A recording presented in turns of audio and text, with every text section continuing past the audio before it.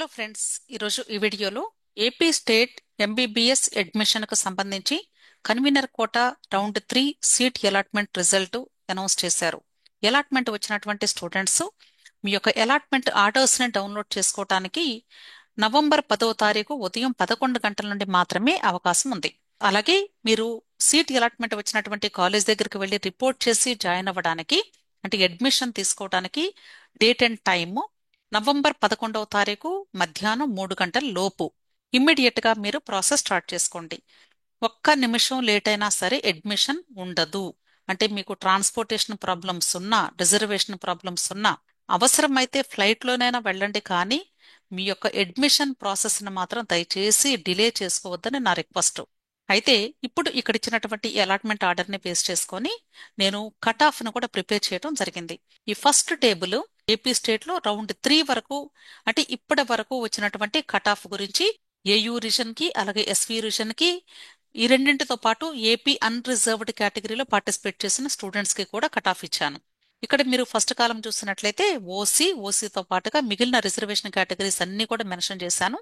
So ఇక్కడ AU region లో OC category students కి 487 మార్కులు అంటే NEET score, all India rank 67,967. అంటే ఈ score and all India rank దగ్గర ప్రస్తుతానికి లాస్ట్ సీట్ అలాట్ అయింది. ఇంతకంటే తక్కువ స్కోరు లేదా ఇంతకంటే ఎక్కువ ర్యాంక్ ఉన్నటువంటి స్టూడెంట్ కి ఏయూ రీజన్ లో ఓసీ కేటగిరీ స్టూడెంట్ కి సీట్ రాలేదు అని అర్థం. ఇలా మిగిలినవన్నీ కూడా మీరు చూసుకోవచ్చండి, నంబర్సే కాబట్టి.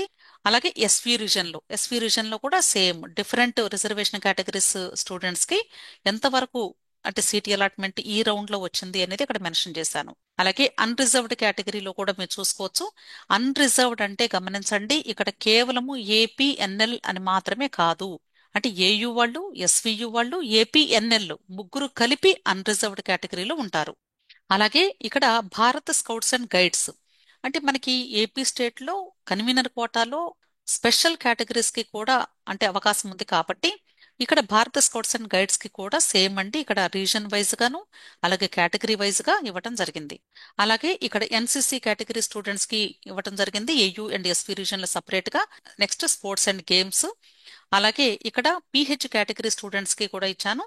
పిహెచ్ కేటగిరీలో ఇక్కడ ఓసీ అండ్ ఎస్సీ 2 మాత్రమే ఉన్నాయి. అంటే చాలా వరకు కూడా అంటే మెరిట్ ని బేస్ చేసి కూడా ఓసీ అంటే ఓపెన్ కేటగిరీలో సీట్స్ ఇస్తారు. ఒకవేళ రిజర్వేషన్ కేటగిరీ స్టూడెంట్స్ లో కానీ అంటే పిహెచ్ కేటగిరీ సీట్స్ ఉంటే వాటిని కన్వర్ట్ చేసి అంటే రెస్పెక్టివ్ కేటగిరీ స్టూడెంట్స్ కి ఇవ్వడం జరిగింది. అందుకని మీరు గమనిస్తే సీట్ అలాట్మెంట్ లిస్టులో కొన్ని చోట్ల సిఓఎన్ అని రాసి ఉంటుంది. అంటే సిఓఎన్ అంటే మీనింగ్ కన్వర్టెడ్. అంటే అక్కడ సఫిషియెంట్ నెంబర్ ఆఫ్ స్టూడెంట్స్ కానీ లేకపోతే ఆ సీటుని వాళ్ళ యొక్క రెస్పెక్టివ్ కేటగిరీ స్టూడెంట్ కి ఇస్తారు. అంటే సపోజ్ బీసీఏ పిహెచ్ క్యాండిడేట్ లేరనుకుందాం, అప్పుడు ఆ సీటుని బీసీఏలో నెక్స్ట్ మెరిట్ స్టూడెంట్స్ ఎవరైతే ఉంటారో ఆర్డర్ ఆఫ్ మెరిట్ లో వాళ్ళకి ఇచ్చేస్తారు. దాన్ని కన్వర్షన్ అంటారు. అర్థమైంది కదా. అలాగే పిఎంసి అంటే పోలీస్ మ్యాట్యూస్ చిల్డ్రన్ అంటే పోలీస్ డిపార్ట్మెంట్ లో అమరవీరులైనటువంటి ఎంప్లాయీస్ యొక్క పిల్లలు. ఓకే, వాళ్ళకి సంబంధించినటువంటి రిజర్వేషన్ ఓసీలో ఒకే ఒక సీట్ ఉంది. ఆ సీటు 190 మార్క్స్ తో ఫిల్ అయింది. అలాగే క్యాప్ రిజర్వేషన్ కి సంబంధించినటువంటి ఇన్ఫర్మేషన్ కూడా ఇచ్చాను. ఇక్కడ మీరు గమనించినట్లయితే ఓసీలో 175 ఏంటి మేడం, పొరపాటున తప్పు రాశారేమని మీకు డౌట్ రావచ్చు.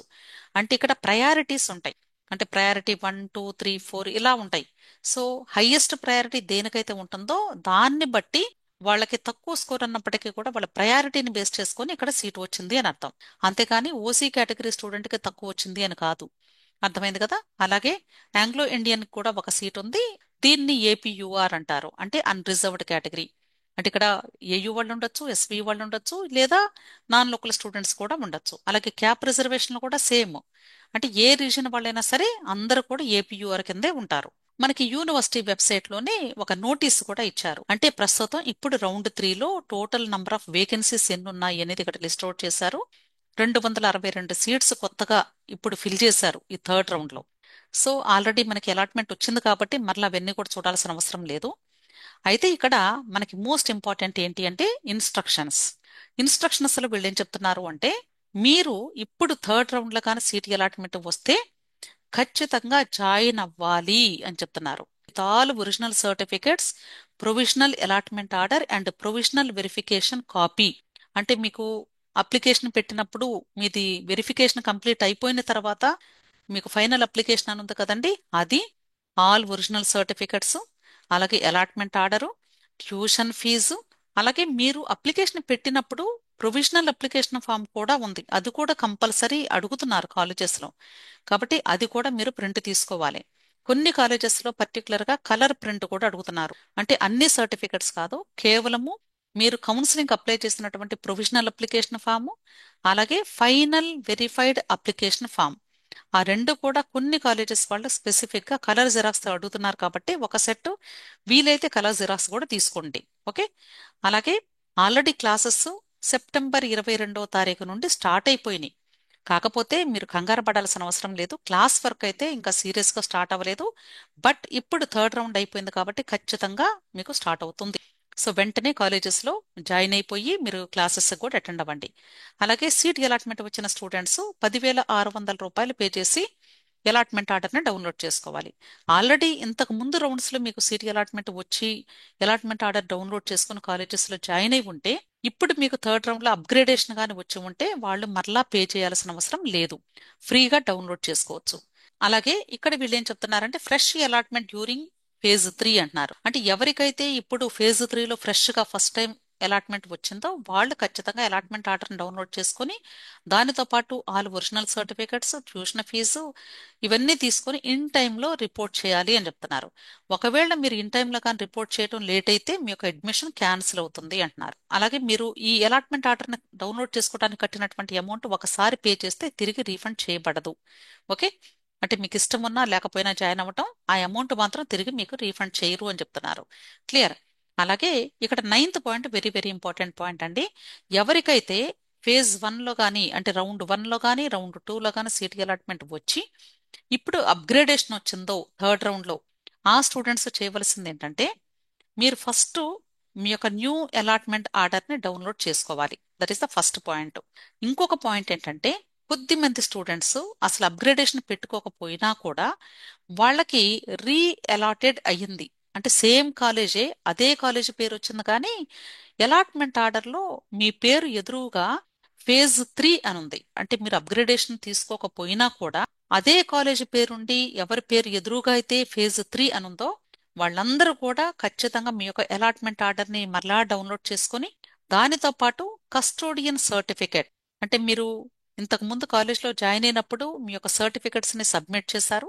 సబ్మిట్ చేసినప్పుడు ప్రిన్సిపల్ సార్ ఒక కస్టోడియన్ సర్టిఫికేట్ ఇచ్చారు సంతకం చేసి.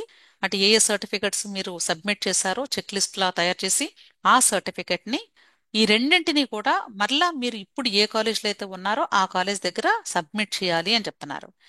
ఖచ్చితంగా చెయ్యాలి.